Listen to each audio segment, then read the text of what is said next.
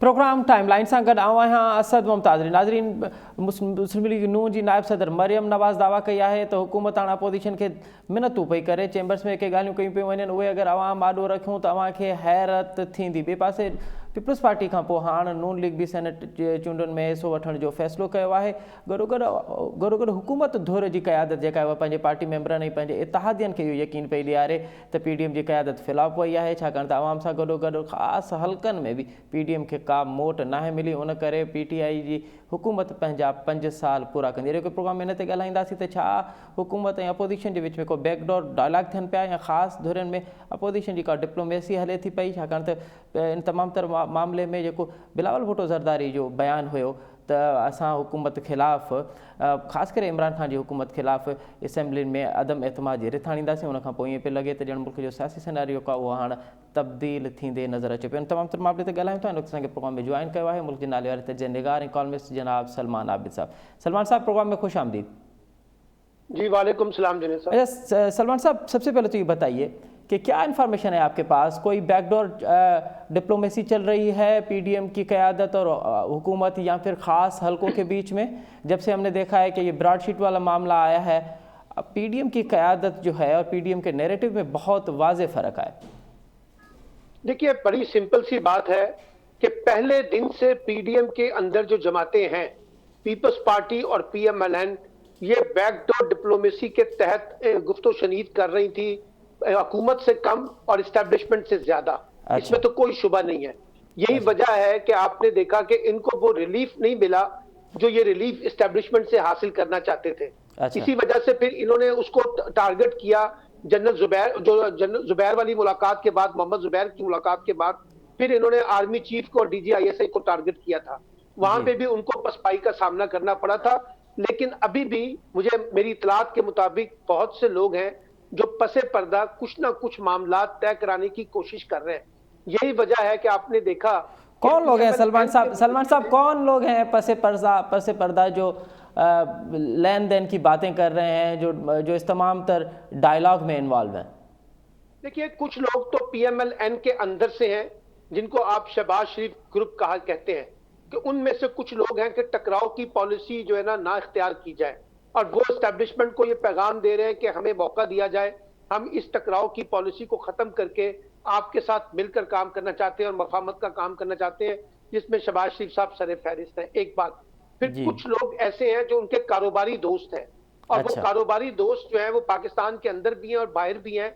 वो भी एक ब्रिज के तौर पे रोल प्ले करने की कोशिश कर रहे हैं, खास तौर पे PMLN और एस्टेब्लिशमेंट के दरमियान।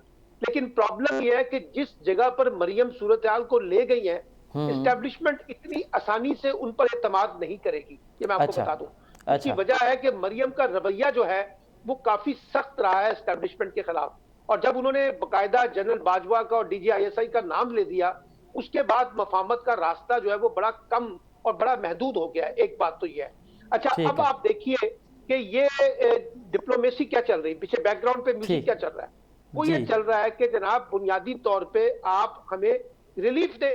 अब वो रिलीफ किससे दें? अगर आप इमरान खान की हुकूमत का खात्मा नहीं चाहते और खत्म नहीं करना चाहते, तो कम से कम ये जो इमरान खान एहतसाब के नाम पर हमें दीवार से लगा रहा है, इससे तो हमें रिलीफ दें और हमें एहतसाब से बचाने की कोशिश करें। अब आप देखिए ना कि वो जो एहतसाब के ऑर्डिनेंस के अंदर जो तरामीम नैब वाले कानून के अंदर जो थी, जब पहले 34 के ऊपर ब्रेक आया, उसके बाद अगर टूट गई, अब दोबारा कोशिशें हो रही हैं कि जनाब इसके ऊपर कोई बातचीत को आगे बढ़ाया जाए। लेकिन वक्ती तौर पे कोई ऐसा बड़ा रिलीफ ना PMLN को मिलने वाला है और ना इसके इम्कानात हैं। अब ये जो आज जो कुछ मरियम नवाज ने कहा है कि अगर हम बता दें कि हुकूमती लोग हमसे मिलकर किस किस्म की हमें ऑफर्स करते हैं, तो लोग हैरान रह जाएंगे। देखिए, मरियम की बातों को आप ज्यादा संजीदगी से ना लिया करें। क्योंकि मरियम ने उस दिन भी इलेक्शन कमीशन के बाहर BJP के एक रहनुमा का नाम लेके कहा कि जनाब वो जो है ना पाकिस्तान तहरीक-ए-इंसाफ को फंडिंग करता है। अब आप देखिए कि भारत के मीडिया के अंदर भारत के जो मारूफ सहाफी हैं, उन्होंने भी उसकी तस्दीक की है कि इस नाम का कोई सियासतदान BJP के अंदर नहीं है। इसलिए ये जो कुछ कहती हैं वो कहती रहे, और किसने रोका है उनको कि वो नाम ले दें, बता दें कि क्या PTI जो है वो इनको ऑफर कर रही है। देखिए, हुकूमत जो है अब हुकूमत को एक बड़ा खतरा था पाकिस्तान पीपल्स पार्टी और पीएमएल-एन के इत्तेहाद से। जी। उसमें तो अब पीपल्स पार्टी तो डिफरेंट मूड पे चली गई है। अच्छा। उन्होंने तो तहरीक-ए-एतमाद कह के पीएमएल-एन को भी और मौलाना फजलुर रहमान को लाल झंडी दिखा दी है और कह दिया है कि जनाब आपका एजेंडा और हमारे एजेंडे में बड़ा मुख्तलिफ है। हम इस निजाम को चलाना चाहते हैं, इस जमहूरियत को चलाना चाहते हैं, इस हुकूमत को चलाना चाहते हैं। देखिए ना, तहरीक-ए-एतमाद का मतलब क्या है? तहरीक-ए-एतमाद का मतलब यह है कि हम वजीर आजम को फारिग करना चाहते हैं, हुकूमत भी रहे, पार्लियामेंट भी रहे और ये निजाम भी चलता रहे। तो एक जी। सतह पे तो पीपल्स पार्टी ने मान लिया ना इस हुकूमत को, इस जी। इलेक्टेड हुकूमत को मान के तो आप तहरीक-ए-एतमाद पेश कर रहे हैं ना। वरना जी। कल तक तो आप ये कहते थे कि सारा निजाम ही लपेट दिया जाए, इमरान खान जी। की हुकूमत को ही घर भेज दिया जाए। तो अब जी। मसला इमरान खान की हुकूमत को घर भेजने का तो नहीं रहा, अब तो तो मसला आ गया तहरीक-ए-एतमाद पेश करें, इमरान खान को भेजें और वो अपना कोई मुतबादिल वजीर आजम जो है पीटीआई ले आए। तो सलमान साहब, अगर यही बात अगर हम इस सिनेरियो में भी देखें कि मसला सिर्फ इमरान खान है, तो आपको लग रहा है कि अब पीडीएम की क़यादत जो है वो तमाम तर पार्टियां मिल भी जाएं और किस खास हल्के से अगर इनको इशारा भी मिल जाए या मदद भी मिल जाए, तो फिर भी क्या आदम एतमाद की तहरीक जो है वो मूव जो है वो कामयाब हो पाएगी असेंबली से? देखिए, पीपल्स पार्टी को भी अच्छी तरह इस बात का एहसास है कि तहरीक-ए-एतमाद कामयाब नहीं होगी। उनके सामने अभी पिछले साल का तजर्बा है ना, आपने भी देखा था ना सेनेट के इंतखाबात का, और सेनेट के अंदर जब चेयरमैन सेनेट के खिलाफ तहरीक-ए-एतमाद पेश की गई थी तो नतीजा क्या निकला आपने देख लिया ना। हमारी सियासी तारीख के अंदर कभी भी तहरीक-ए-एतमाद कामयाब नहीं हुई है, एक वजह तो ये है। और दूसरी बात ये है कि पीपल्स पार्टी ने तहरीक-ए-एतमाद का शोशा इसलिए छोड़ा है कि उनको पता है ना ये कामयाब होनी है और ना ये सियासी निजाम जाएगा, ये भी चलता रहेगा, हम भी चलते रहेंगे और हम सिंध में भी हुकूमत करते रहेंगे। तो इसलिए मुझे तो इसका कोई इम्कान नजर नहीं आ रहा। इसलिए आज मरियम ने कह दिया है कि तहरीक-ए-एतमाद वाली बात जो है वो पीपल्स पार्टी की अपनी ज़हनी इख्तरा है। नंबर गेम तो वो दिखाएं पहले उनके पास कहाँ है, क्योंकि उनको भी पता है कि तहरीक-ए-एतमाद को इतना आसान काम नहीं है इस्टेब्लिशमेंट की हमायत के बगैर। अगर इस्टेब्लिशमेंट कहीं ये तय करके बैठ गई है कि इमरान खान की हुकूमत को घर भेजना है, तो फिर आप देखते अगर ऐसा होता तो पीपल्स पार्टी तो सबसे आगे आगे होती इस पीडीएम की तहरीक में। इस वक्त तो पीडीएम की तहरीक का हालत यह है कि इलेक्शन कमीशन के बाहर जो मुजाहरा हुआ पूरी पीडीएम वहां थी और बिलावल साहब सिंध के एक डिस्ट्रिक्ट के अंदर एक जलसा करते फिर रहे थे यार। ठीक है, उनकी तो तरजीहात का अंदाजा लगा लेना कि वो कहां खड़े हैं। ठीक है। अच्छा सलमान साहब, आज नून लीग की क़यादत ने भी फैसला किया है कि वो सेनेट के इंतखाबात में हिस्सा लेंगे, तो आपको कैसा लग रहा है कि फरवरी और मार्च का महीना पाकिस्तानी पॉलिटिक्स में कैसा होगा? देखिए, फरवरी में अब जो मुकाबला इस वक्त हो रहा है ना वो ये है कि सेनेट के इंतखाबात में कितनी नशिस्तें पीपल्स पार्टी पीटीआई जो है वो पीएमएल-एन से या पीपल्स पार्टी से छीन पाती है। यानी ये तो हमें पता है कि जो इस वक्त की अददी तादाद है उसकी बुनियाद पे पीटीआई को बरतरी मिल जाएगी, इसमें कोई शुबा नहीं है। लेकिन मसला ये है कि ये कितने लोगों को तोड़ पाते हैं पीपल्स पार्टी से और पीएमएल-एन से, और 2-4 सीटें अगर ये फालतू लेने में कामयाब हो जाएं तो फिर आप देख लीजिएगा कि पीडीएम का इत्तेहाद कहां खड़ा है, एक बात।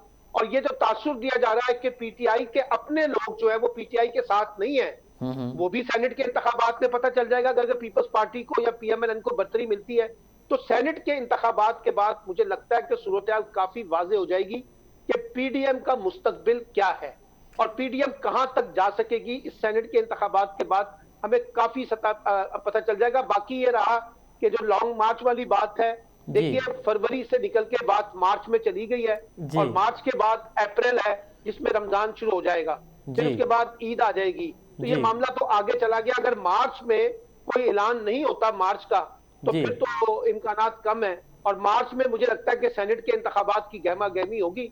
इससे ज्यादा तो मुझे अभी फिलहाल कोई नजर नहीं आ रहा। और वैसे भी मुझे लगता ही है, जाती तौर पे मेरी अब ये ऑब्जर्वेशन ज्यादा मजबूत हो रही है कि पीपल्स पार्टी भी किसी किस्म की मुहिम जोई, लॉन्ग मार्च और इदारों से टकराव की पॉलिसी की हामी नहीं है।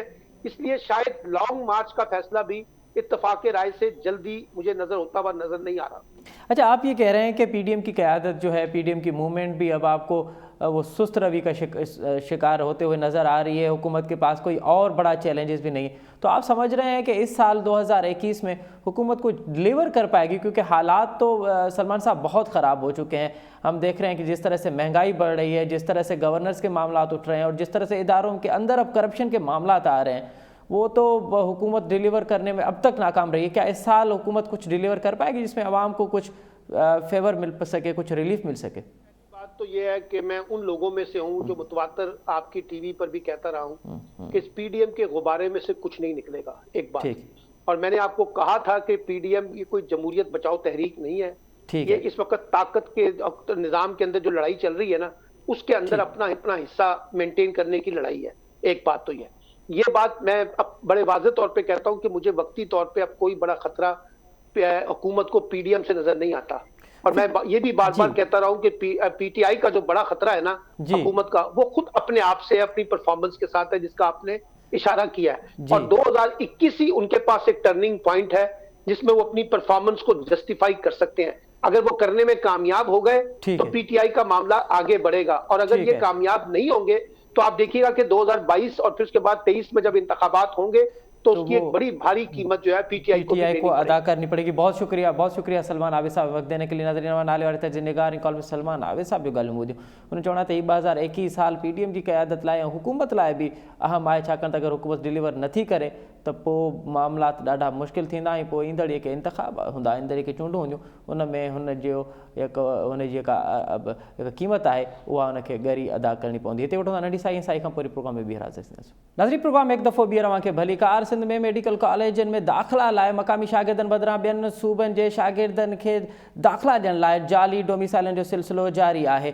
उन जे ख़िलाफ़ अॼु सिंध जे केतिरनि शहरनि में शागिर्द सरापा एहतजाज रहिया आहिनि। असां ॾिठोसीं त गुज़िरियल साल बि डोमिसाइल जे मामले ते सिंध सरापा एहतजाज रही। उनखां पोइ सिंध हुकूमत ख़ासि करे वॾे वज़ीर उन जो नोटिस वरितो हो ऐं पोइ ज़िलई सतह ते डिविजनली सतह ते हिकिड़ी कमेटी जोड़ी वई हुई ऐं उन कमेटी खे अख़्तियार ॾिनो वियो हो त उहा मुस्तक़िल बुनियादुनि ते जाली डोमिसाइलनि मामलनि ते छेड़छाड़ कंदी। हाणे हिकु दफ़ो ॿीहर जाली डोमिसाइलनि वारो मामिलो कर खयो आहे ऐं उहो भयानक सूरत में कर खयो आहे त सिंध जे तक़रीबन हर ज़िले में जाली डोमिसाइलनि वारो सिलसिलो जारी आहे। अॼोके प्रोग्राम में हिन ते ई ॻाल्हाईंदासूं त आख़िर कहिड़ा सबब आहिनि त कमेटी मौजूदु आहे, कोर्ट में मामिलो आहे, उन जे बावजूद भी जाली डोमिसाइलनि वारो सिलसिलो जीअं जो तीअं आहे। इन प्रोग्राम जे हिन हिसे में हिन ते ॻाल्हाइबो। इन असांखे प्रोग्राम में जॉइन कयो आहे सीनियर सहाफ़ी ऐं तजनिकार जनाब निसार खोखर साहब। उन सां गॾोगॾु हूंदो कनाले वारो कानूनदान शाहिद सूमरो साहब ऐं उन सां गॾोगॾु हूंदो GDA जो MPA जनाब शहरियार महर साहब। निसार साहब, अवां खां प्रोग्राम जो आगाज़ पिया कयूं त डिविजनल सतह ते कमेटी मौजूदु आहे, उन जे बावजूद ही जाली डोमिसाइलनि वारो सिलसिलो बंदि छो न पियो थिए? ॾिसो, ही बंदि जो नथो थिए, मुंहिंजो ख़्यालु आहे इहो सुवाल त सिंध गवर्नमेंट खां पुछणु घुरिजे, छो त सिंध गवर्नमेंट जे वज़ीरनि ते मुश्तमिल हिकिड़ी कमेटी ठही हुई जेका उन जी निगरानी कंदी। ऐं उन वक़्तु जॾहिं इहो असां आवाज़ु उथारियो हुयो ऐं सिंध जे समूरा नौजवाननि आवाज़ु उथारियो हुयो त तव्हांखे यादि हूंदो त हिकिड़ी कमेटी ठही हुई जेका सीनियर मेंबर आहे बोर्ड ऑफ रेवेन्यू जो काज़ी शाहिद परवेज़, उन जे अॻियां असां लाड़काणे में पेश थिया हुआसीं, छो त लाड़काणे मां तमामु घणियूं जेका शिकायतूं थियूं हुयूं ऐं उन घुटकी वञी ॿियनि ज़िलनि में वञी करे हिकु रिपोर्ट मुरतब ॾिनी कई हुई त हर ज़िले ते हर DC खे पाबंद बणाए वञे त उहे स्क्रूटनाइज़ कनि शयुनि खे ऐं डिविजनल कमेटियूं ठाहिनि। त हाणे मुंहिंजो ख़्यालु आहे इहो सिंध गवर्नमेंट जे अॻियां सुवालु आहे ऐं उहा उन जी इनएफिशिएंसी आहे जो उन ते अमल दरामद न थियण जे नतीजे में हिन वक़्तु तव्हां ॾिसो त रावलपिंडी जो जेको शागिर्द आहे उन जो सांगड़ मां पियो निकिरे डोमिसाइल, कराची जो जेको शागिर्द आहे उन जो शिकारपुर मां पियो निकिरे डोमिसाइल। त इहे फेक डोमिसाइल जेके आहिनि असां सम्झूं था हिकु त मेरिट खे क़तल कनि था, ॿियो नौजवाननि जे उमेदुनि ते पाणी फेरे था छॾनि। उन जे करे तव्हां ॾिठो अॼु त सिंध जे तमामु हेडक्वार्टर्स ज़िले हेडक्वार्टर्स जेके आहिनि उन्हनि में एहतजाज थियो आहे ऐं तमामु भरपूर एहतजाज थियो आहे ऐं इहो अॻियां वञण वारो आहे। ऐं 31 जनवरी ते त ट्विटर ट्रेंड चुको आहे, सो हिकु भेरो वरी इहो टॉप ट्रेंड करण वारो आहे त सिंध रिजेक्ट्स बोगस डोमिसाइल। जी, मुंहिंजो ख़्यालु आहे इहो सिंध गवर्नमेंट खे करणु घुरिजे, वंस फॉर ऑल इन इशू खे रिज़ॉल्व करे।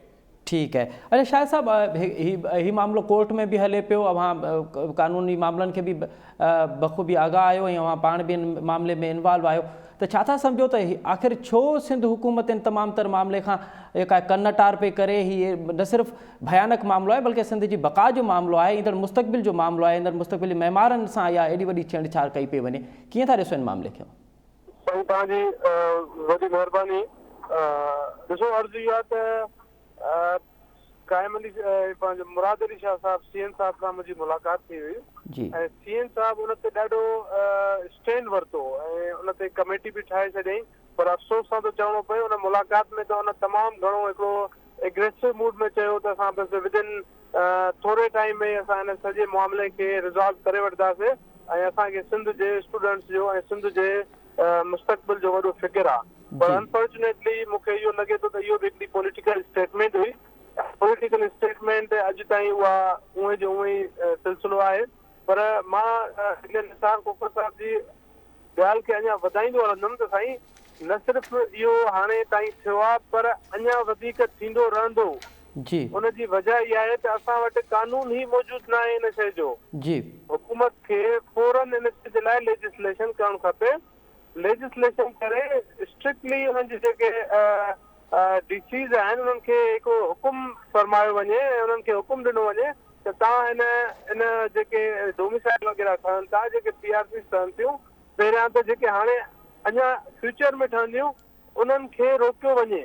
ठीकु पोयूं जेके ठहियल आहिनि उन्हनि ते त कमेटी जी ठहियल आहे पर अनफॉर्चुनेटली उन बि हिन टाइम ताईं कुझु न करे सघियो। सही ऐं हिकिड़ो पॉलिटिकली हिकिड़ी कमेटी ठही जंहिंजो को ख़ासि मक़सदु मां सम्झां थो त सिर्फ़ु आवाम खे हिकिड़ो कुझु ॿुधाइणो हुयो त असां ठाहे छॾी आहे, अदरवाइज़ उन हिन टाइम ताईं कुझु करे न सघी आहे उहा। ठीक है। अच्छा शहरियार महर साहब कमेटियूं मौजूदु आहिनि, सभु शइ मौजूदु आहे, उनजे बावजूदि कमु त न पियो थिए। हुकूमत त इन मामले ते जेतिरी कनटार असांखे नज़र अचे थी पई, असां ॾिसूं था पिया त अपोज़िशन में बि को ख़ासि इन मामले खे सीरियस न पई वठे। अवां इल्ज़ाम त हणो पिया त सिंध हुकूमत इन में मुलविस आहे, पर के असांखे अपोज़िशन जो बि किथे किरदारु हिन में नज़र थींदे नज़र नथो अचे। सही बसि मां तव्हांजी हाणे छा चवां नज़र जो असां त रेगुलरली हिन ते ॾिसो असां सिर्फ़ु ॿ शयूं करे था सघूं। असां हिकिड़ो मीडिया गैलरीअ में अची हिन ते ॻाल्हाए था सघूं ऐं ॿियो असां हिनखे असेंबलीअ में as member of parliament raise करे था सघूं ऐं माण्हुनि खे हिन ते उजागर करे था सघूं। इहे शयूं असां बाक़ाइदगी असां कयूं था।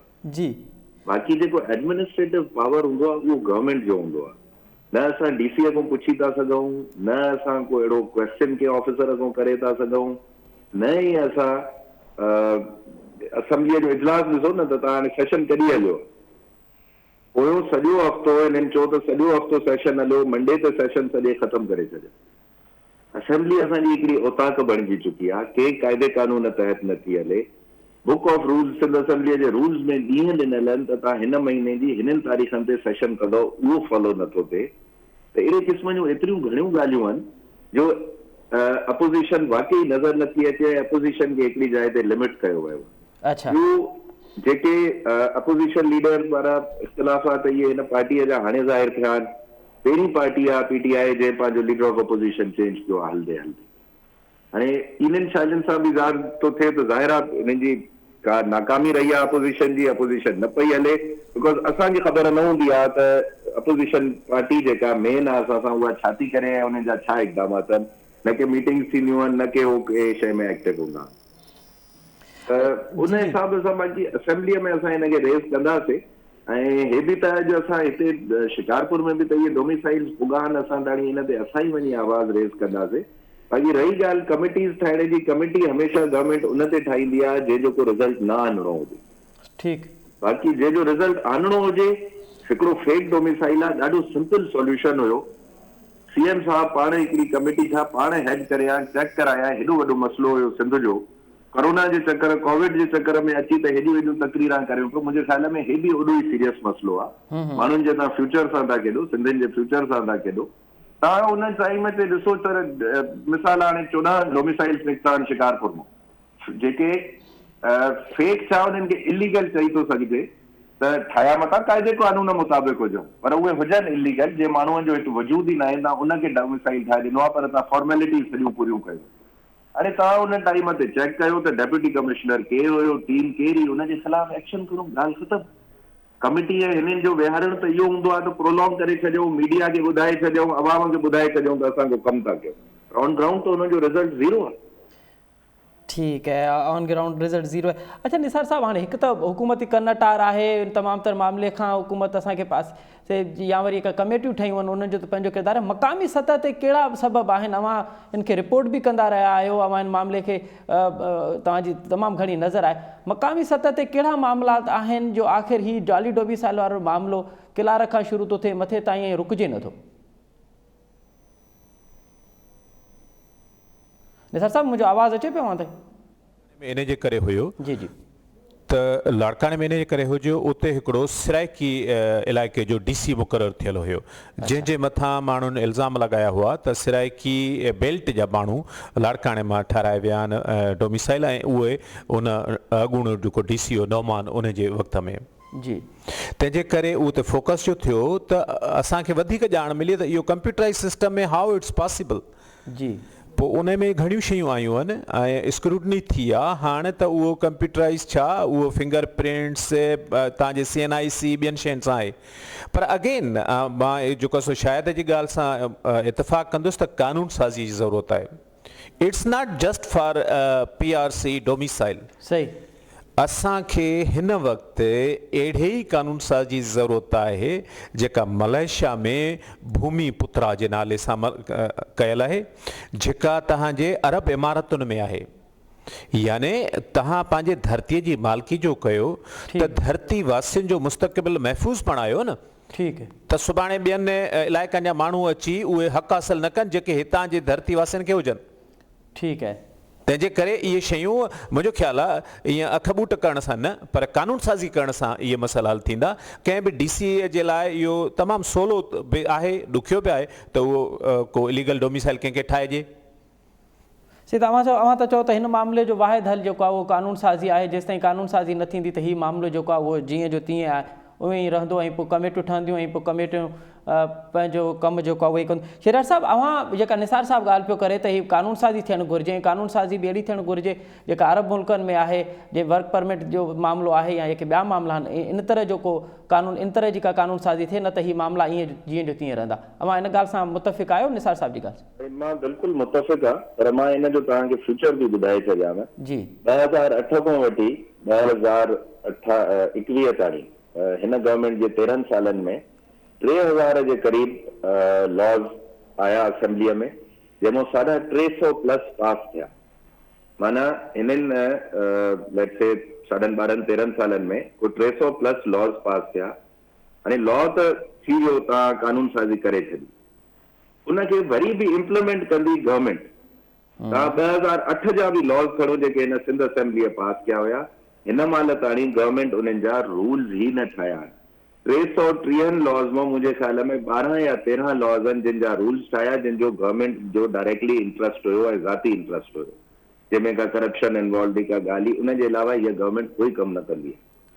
उनजे करे कानून साज़ी ज़रूर थियणु घुरिजे, उहो हिकिड़ो लीगल उनजो मैटर आहे, उहो बिल्कुलु फॉलो थिए, पर वरी बि फिरीगिरी ॻाल्हि ईंदी गवर्नमेंट ते त उनजो इम्प्लीमेंटेशन पार्ट गवर्नमेंट वटि हूंदो कानून साज़ीअ जो। जेसि ताईं गवर्नमेंट सीरियस न थींदी, असांजी सभु एक्टिविटीज़ सभु शयूं ज़ीरो रहंदियूं।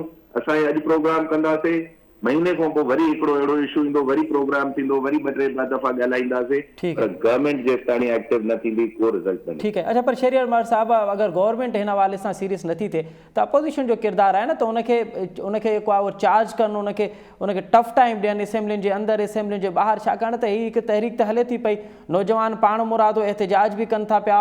जीअं निसार साहिबु ॻाल्हि कई त ट्विटर ते टॉप ट्रेंड हले थो पियो, हू जिते जिते एहतिजाज रिकॉर्ड कराइणु चाहिनि था पिया, करे सघनि था पिया, उहो कनि था पिया।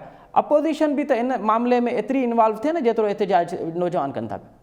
बिल्कुलु हुजणु घुरिजे, ऐं असां इन्वॉल्व थिया बि आहियूं ऐं अञा वधीक थींदासीं। असां असेंबलीअ में बि थींदासीं, ॿाहिरि बि थींदासीं। तव्हांजी ॻाल्हि बिल्कुलु मां मुतफ़िक़ आहे, असांखे अञा वधीक करणु घुरिजे, एतिरो काफ़ी न आहे जेतिरो हिन महिल ताईं थियो आहे। पर हिन मामले जी शहरियार साहिबु, अगरि हिन मामले ते जीअं असां ॾिठोसीं त केतिरा ई अहिड़ा मामला हुआ जंहिंमें अपोजिशन ऐं हुकूमत गॾिजी वेही ऐं कानून साज़ी कई। अगरि हीउ मामिलो हुकूमत ई खणी थी अचे त हिन जी कानून साज़ी में ओतिरी पार्टिसिपेशन कंदा जेतिरी हुकूमत चाहे थी पई? बिल्कुलु कंदासीं सही, बल्कि हुकूमत खां वधीक कंदासीं।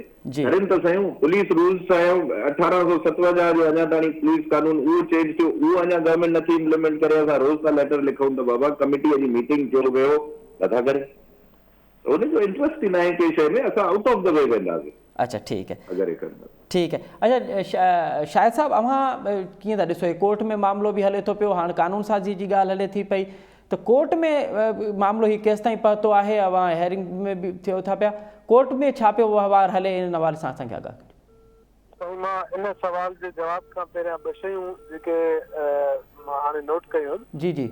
हिकु त जेका शहरियार साहिबु चयो न त असांजो कानून ठहियल आहे पर रूल्स नथा ठहनि। जी। हाणे शहरयार मर साहब जेकॾहिं इहा ॻाल्हि पॉइंट आउट कराए जी त इन जे लाइ कोर्ट में पिटीशन फाइल थी सघे थी अच्छा ऐं उन्हनि खे डायरेक्शंस मिली सघनि था त with in such and such period में तव्हां रूल्स ठाहियो। जी असां इहे अहिड़ा पिटीशन कोड हाई कोर्ट में फाइल थियूं जी ऐं पोइ हाई कोर्ट उन्हनि खे अहकामात जारी कया ऐं पोइ रूल्स बि ठाहिया। जी हाणे हिकु ॻाल्हि त इहा थी वई, ॿी ॻाल्हि वरी असां अचूं था कमेटीअ जी जी त जेका गवर्नमेंट कमेटी ठाही आहे उन कमेटी में अपोजिशन खे हुजणु खपे। उन कमेटी में जेको हुकूमती मेंबर आहे या हुन जो जेको मिनिस्टर आहे नासिर शाह साहब बल्दियात जो मिनिस्टर उहो हुजणु खपे ऐं सिविल सोसाइटी खां ऐं को सीनियर वकील में मेंबर हुजणु खपनि त इनखे कानूनी सिधे ते बि ॾिठो वञे। ठीक है तव्हां चैन सेक्रेटरी बि ठाहींदव कमेटी त पोइ थींदो वञे त उहो त पंहिंजा ई डीसी हूंदा आहिनि हुननि जा, हुननि जे खिलाफ़ त को एक्शन खजंदो कोन। जॾहिं लाड़काणे में बोगस डोमिसाइल मिलिया, जॾहिं घोटकी में बोगस डोमिसाइल मिलिया, सांगड़ में बोगस डोमिसाइल त हाणे हर जाइ ते बोगस डोमिसाइल त शायद साहब बोगस डोमिसाइल जो मामलो त हाणे हर तालके ताईं थी वियो आहे, हर तालके में अवां खे इन तरह जा केसेस अचनि था पिया। असांखे साईं इहा त मां तव्हांजे प्रोग्राम जे तवसु सां सॼी सिंध खे अपील कंदुमि त तव्हां पंहिंजनि शहरनि खे, पंहिंजनि तहलकनि खे, पंहिंजनि ज़िलनि खे ऑन करे उन्हनि डीसी ऑफिस में वञो, उन्हनि खे एप्लीकेशन ॾियो ऐं उन्हनि खां रिकॉर्ड वठो। जाते तव्हांखे बोगस फील थो थिए तव्हां असांखे ॿुधायो, असां कोर्ट जो दरवाज़ो खटखटाईंदासीं। हे हिकिड़े माण्हूअ जो मसइलो न आहे साईं, हे असांजे सिंध जो मुस्तक़बिल आहे। उहे ॿार जेके पढ़नि था, जेके इन ख्वाब में वालदेन उन्हनि खे पढ़ाइनि था त हे असांजा ख्वाब पूरा कंदा, उन्हनि जा ख्वाब ई चकनाचूर था करे छॾनि 5-10 हज़ारनि जे करे डीसी ऑफिस में। वॾी महिरबानी शाहिद सूमरो साहब, निसार खोखर साहब, शहरियार महर साहब। नाज़रीन अवां टिन्हनि मौजूद महिमान जूं ॻाल्हियूं ॿुधियूं। उन्हनि जो चवणु आहे त हीउ मामिलो एॾो सादा ऐं आसान कोन्हे, हीउ मामिलो सिंध जी बका जो मामिलो आहे, नौजवाननि जे महिमारनि जो मामिलो आहे ऐं हीअ के 5-8 हज़ारनि ते डोमिसाइल ठहनि था पिया, उहे ईंदड़ ॾींहंनि में इंतिहाई भयानक सूरत हाल अख़्तियार करे सघनि था। हिते वठंदा नंढी साई, साई खां पोइ प्रोग्राम में ॿीहर हाज़िर थींदासीं। नाज़रीन प्रोग्राम में हिकु दफ़ो ॿीहर अव्हांखे भलीकार। सिंध में मक़ामी टमाटर हुजण जे बावजूदि हुकूमत टमाटर इम्पोर्ट पई करे, जंहिंजो न सिर्फ़ु अरबें रुपयनि जो नुक़सानु पियो थिए बल्कि जेको शहरी आहे उहो बि हाणे महांगो टमाटर ख़रीदण ते मजबूर आहे। इन हुकूमत जे इन अमल ख़िलाफ़ हारियुनि ऐं आबादगारनि पंहिंजा फ़सुल फैलाइण शुरू कया आहिनि, टमाटर रस्तनि ते उछलाए एहतिजाज रिकॉर्ड करणु शुरू कयो आहे। इन मामले ते ॻाल्हायूं था। इन वक़्तु असांखे ॿिनि अहम आबादगारनि असांजे प्रोग्राम में शिरकत कई आहे, जनाब ज़ाहिद भरूड़ी साहब ऐं हुन सां गॾोगॾु हूंदा सैयद महमूद नवाज़ शाह साहब। ज़ाहिद भरूड़ी साहब, अव्हां खां प्रोग्राम जो आगाज़ पिया कयूं। हे को टमाटरनि वारो मामिलो आहे, बुनियादी तौर ते इहो मामिलो आहे छा? हुकूमत आख़िर छो टमाटर इम्पोर्ट पई करे? ॻाल्हि इहा आहे जो तमामु सिंपल ॻाल्हि आहे जी त टमाटो जेको आहे सो सिंध में, छो जो तव्हांखे ख़बर हूंदी थी ॿोॾि जेका आई हुई ऐं बरसातूं जेके थियूं हुयूं जी, उन जे करे टमाटर जो फ़सुलु तक़रीबन 15-20 ॾींहं लेट थी वियो हलियो। सही। हाणे उन लेट जे करे उहो कवर थी सघियो थिए जी, पर हिननि छा कयो जो धड़ाधड़ इम्पोर्ट शुरू करे छॾी ईरान मां। ईरान मां इन सूरत में तक़रीबन 22 व्हीलर जेके आहिनि से 20-20, 25-25, 22 व्हीलर हिननि घुराइण शुरू करे छॾिया। जी, तव्हांजो पंहिंजो टमाटो 2.5 लख एकड़ ते आहे सिंध में। अच्छा। ऐं हिकिड़े एकड़ ते रफ एस्टिमेट घटि में घटि 60 खां 70 हज़ार रुपया एकड़ ते टमाटे जो ख़र्चु अचे थो आबादगार जो। जी, अॼु जी पोज़ीशन इहा आहे जो मीरपुर ख़ास जी जेका टमाटनि जी मंडी आहे जी, उन में शापर जेको 15 किलो वारो आहे जी, उहो 90 रुपए में सेल थियो आहे। जी, हाणे जेके माण्हू 90 रुपए जो शापर सेल थियो आहे, आख़िर मीरपुर ख़ास जी मंडी में जेके खणी आया आहिनि जी, किरायो, भाड़ो, मज़ूरियूं, ठीक, और छा बचो सी उन्हनि खे कुझु कोन बचो। इन जी माना त उन्हनि जो जेको सॼो इन्वेस्टमेंट आहे जी, उहा सॼी ध्यानु थी वई। हाणे फेडरल गवर्नमेंट जी तव्हां ॻाल्हि कयो था, जी, ठीकु आहे, हुनजी पॉलिसियूं त आहिनि एंटी सिंध जे, उन में को शक शुबे जी ॻाल्हि आहे कोन। छो जो बसर खे हुननि एक्सपोर्ट बंदि कई जी, ऐं बसर जो जेको आहे सो रेट किरी पियो, पोइ शुरू थी या न थी ख़बर कोन्हे, बहरहाल बंदि थियनि था यकदम उन नोज़ ड्राइव कयो, ठीक है, टमाटे जो बेड़ो ॿुॾी वियो हलियो। ठीक, पर आलू जेको आहे जी, जी, उनजी क़ीमत 50 रुपया 60 रुपया किलो हुई न, बिल्कुलु, उनजी एक्सपोर्ट छो जारी हुई? इन करे जारी हुई जो उहो पंजाब जो क्रॉप हो। अच्छा, सिंध जो क्रॉप हुजे हा उते बालू जी इंपोर्ट शुरू थी वञे हा। अच्छा चवण जो मतिलबु इहो आहे त ही सिर्फ़ एंटी ग्रोअर पॉलिसीज़ आहिनि सिंध जे आबादगार। हिकिड़ो अॻे बरसातुनि में बोर्ड में LBOD घारा कोविड बिल्कुल बिल्कुल कोविड जे करे बि के मामला खराब थिया हर तरीक़े सां जी तबाह। जी जी जी हाणे हुनजो जेको किराब लहे थो तव्हां ॿाहिरां घुरायो था हाणे जी। ही हिन वक़्त ताईं तक़रीबन 350 बिलियन जो टमाटो ईरान मां घुराए चुका आहिनि। अच्छा हिकिड़े पासे चवनि था असां डॉलर कोन्हे पिंदा वतंदा सॼी बे दुनिया में। पासे पंहिंजो टमाटो हुजण जे बावजूदि जेको आहे इम्पोर्ट पियो कयो। अच्छा महबूब नवाज़ शाह साहब अव्हां हिन मामले खे कीअं था ॾिसो त टमाटर असां वटि मौजूदु आहे उन जे बावजूदि हुकूमत आख़िर अहिड़ा अमल छो पई करे जंहिंसां आबादगारनि खे हारनि खे इवन पंहिंजे शहरनि खे नुक़सानु थो थिए? साईं हिन वक़्तु सभिनी खां पहिरीं ॻाल्हि सम्झण जी इहा आहे त रेट सिर्फ़ु ईअं न आहे त टमाटे जो कोन्हे त हिन वक़्तु जेका बि सब्जी ॾिसो सिंध में जेका थिए पई ऐं असांखे 3-4 सब्जियुनि जा नाला ॿुधायां थो। हुन में गोभी हुजे बंद गोभी हुजे मूरी हुजे गजर हुजे इन जो को हिन वक़्तु ख़रीदारी कोन था। 5 रुपए किलो में बि केरु ज़मींदारनि खां वठण लाइ तयारु कोन्हे को।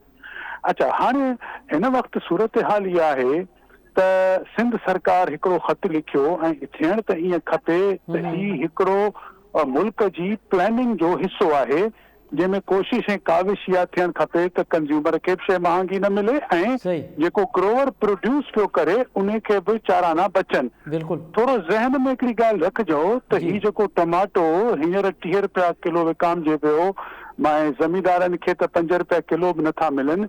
इहो ईरान जे टमाटे जे करे रेट न किरियो अथव। ईरान जो जॾहिं टमाटो आयो पे तॾहिं तव्हां 300 रुपया किलो टमाटो वरितो पे।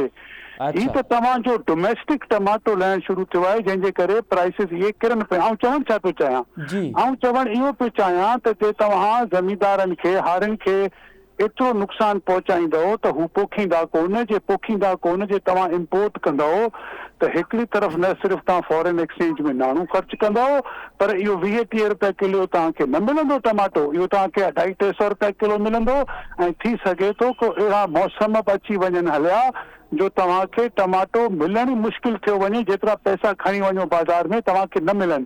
दुनिया में ज़राअत खे सब्सिडाइज़ इन करे कयो वेंदो आहे त डोमेस्टिक प्रोडक्शन जेका आहे सा जारी ऐं सारी रहे।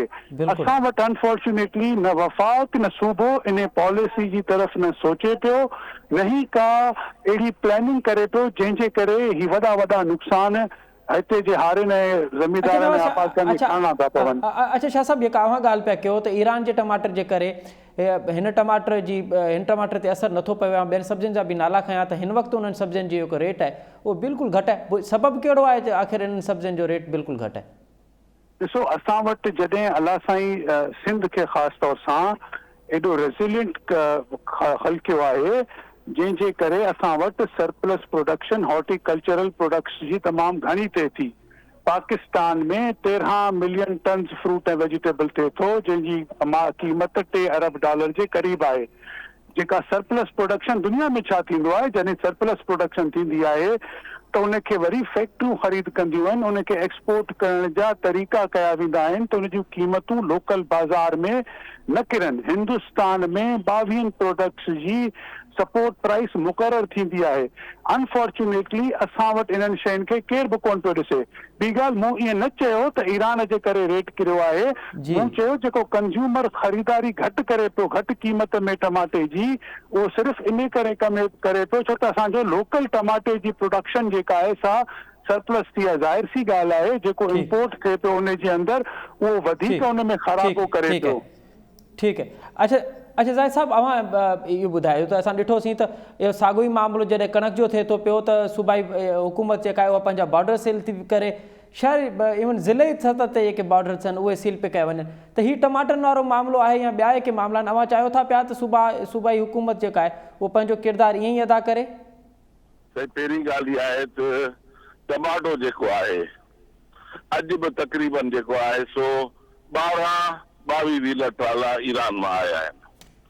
जेकॾहिं टमाटो सरप्लस आहे मार्केट में अॼो को रिटेल रेट 20 रुपया आहे त पहिरीं ॻाल्हि त हिनखे बंदि थियणु खपे। हिकिड़ी ॻाल्हि ॿी ॻाल्हि जॾहिं कणक तव्हांजी लहे थी तव्हां सूबाई हुकूमत सूबाई चुरपुर ते हिकिड़ी ॿी ॻाल्हि आहे पाण ज़िले टू ज़िले बि चुरपुर ते बंदिश कंदा आहियूं।